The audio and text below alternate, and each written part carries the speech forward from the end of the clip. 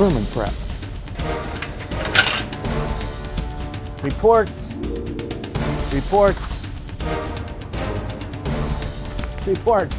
Just never ends.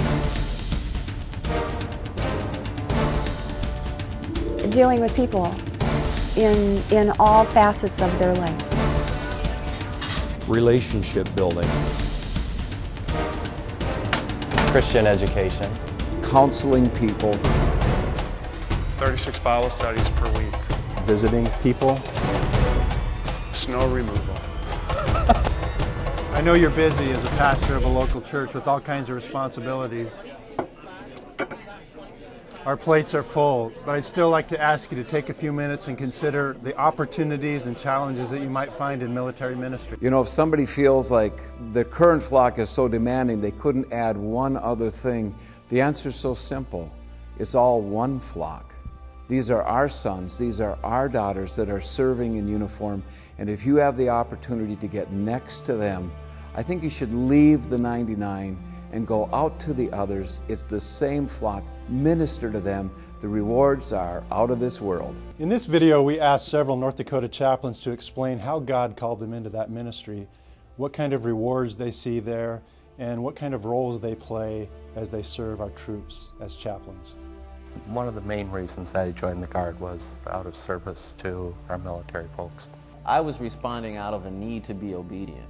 Later to become General McDonald invited me to come be the chaplain at the 119th. My dad was in the Navy, and I just had a real love for our military people, and this is one of the greatest nations on the face of the planet, and the military is a big part of that, and so I wanted to be able to serve that in some capacity. My plan was to go to college and build this great career first in architecture, and come to find out full circle that God didn't even want that for me as a career. He wanted me to come full ministry and ultimately even more detailed into the chaplaincy. Military chaplains provide spiritual maintenance for our service members all over the world and here at home.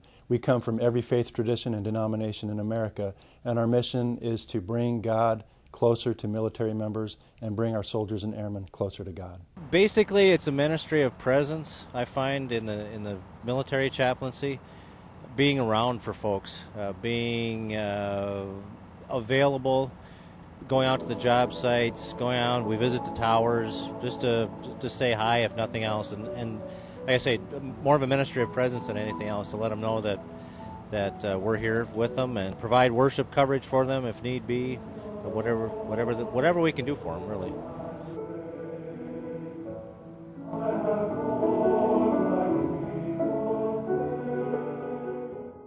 I was deployed twice to the Middle East, once to Bahrain and once to Oman. I found the ministry there to be very rewarding. It was a wonderful opportunity to serve our troops. It helps a lot to know that He's with us, because obviously there's a lot of things going on around here that we have no control over. And to know that the Lord is in control of everything is just a huge weight lifted off of our shoulders. When I was medevaced out from Al Yaslim, Kuwait, for my believed to be Hodgkin's lymphoma, every time we landed, an officer came on. The whole reason why they were on the plane was just to make sure that we were comforted and taken care of in our religious aspects and spiritual. There's very few people that ever get an opportunity to go to Antarctica, so I felt really blessed in that. The main mission of the Horn Africa Command in Djibouti was to help Africans help Africa. And I was assigned to the camp command, and so I ran the Catholic program for the camp, so I was in charge of saying Mass and taking care of the spiritual needs of the servicemen and women who were deployed in Djibouti there. And on top of that, I was also kind of a liaison between the camp and the Catholic community that was in Djibouti, especially with Bishop Giorgio Bertin. He ran 10 schools down there, an orphanage, and the Sisters of Charity were there as well that helped the dying. From our largest cities to our rural communities, North Dakota Citizen Guardsmen responded in record numbers, working shoulder to shoulder with fellow North Dakotans to stem the rising floodwaters. They did it with resilience and optimism, showing that with perseverance and a positive outlook, neighbors can help neighbors. The thing that's on my mind is Psalm 29, verse 9 and 10. It says, The Lord sits enthroned above the flood, and he will reign forever, and he will bless his people with strength and peace. And I just pray that he will strengthen you with peace and grace as you fight the fight.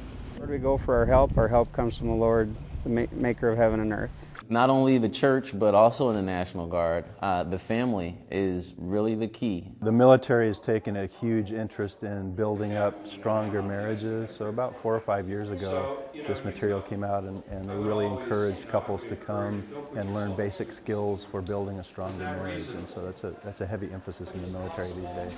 You focus on that family, you'll be able to have soldiers deploy, and they'll feel comfortable about what's happening back home.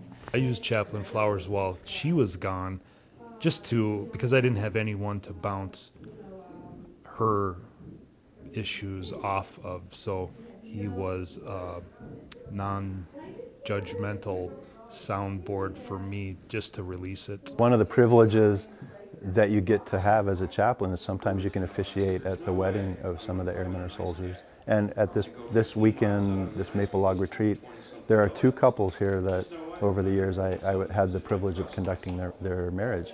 And then it's fun to see them come back and sharpen up and polish up their tools after a few years.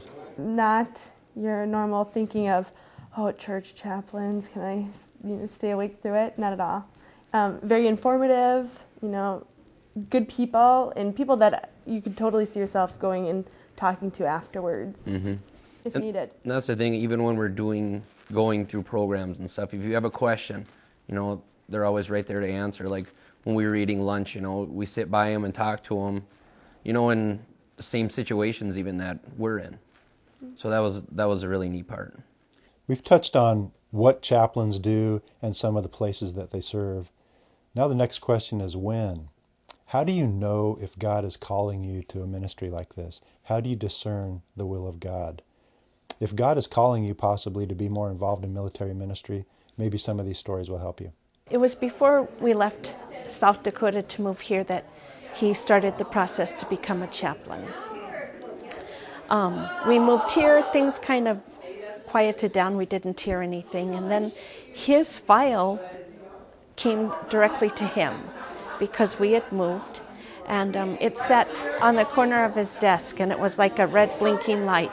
It landed there right at the time of the first Gulf War.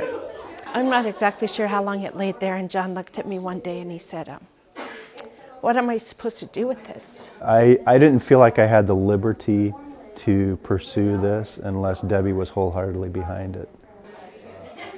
And I said, you have to follow through on it, because if God is truly in this, then that's what you're supposed to do. And she was wholeheartedly behind it, so that gave me the liberty to pursue what I felt like God was calling me to do. Approached my wife, and she said, absolutely not. The following year, I felt called to check into it again. And so I carefully approached my wife once again, and she about hit me upside the head. Well, year 3 came along, and once again I drove past a recruiting station in Fargo, and God just put it heavy on my heart just to stop in and speak with a recruiter. My recruiter said, just bring your wife in, see if she'll just come in and talk about it, talk about the options. And I went about it a little bit different into just saying, you know what, we've tried A, B, and C and it hasn't worked. Let's just see if God's in this. And she agreed. As I began to be obedient to this calling to ministry, I began to realize the seed, time, and harvest aspect of ministry. I'm always struck by the vision that the prophet Isaiah saw of the glory and majesty of God in Isaiah chapter 6. And after he was struck by the holiness and awesomeness of God, he heard God say, "Whom shall I send, and who will go for us?" And I said, "Here am I, send me." Whenever I read that, I revisit my own calling, and I realize that God has called me to a particular ministry, and that includes ministry to military members. And so there comes a time when I have to go, "Here am I, send me." I have to leave the comforts of the office and go hit the field.